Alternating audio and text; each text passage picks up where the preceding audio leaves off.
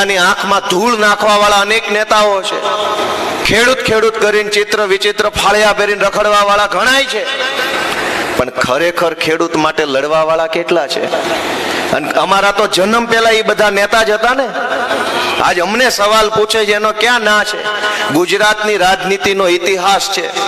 અમારી હમણાં બધાએ બહુ બધાએ સોશિયલ મીડિયામાં ને ટીવીમાં ને બધાને આમાં તો વકરો થતો હોય એટલે ઘણા એવું કરતા હોય, પણ ખૂબ એમ કે ભાઈ ગોપાલ ઇટાલિયા અસહિષ્ણુ થઈ ગયા ને આવું ન હાલે ને એને સવાલ પૂછે તો વિનમ્રતા જવાબ દેવો જોઈએ ને આમ ને તેમ ને એવો દેકારો કર્યો છે કે જાણે કંઈક નાનું મરણ થઈ ગયું હોય.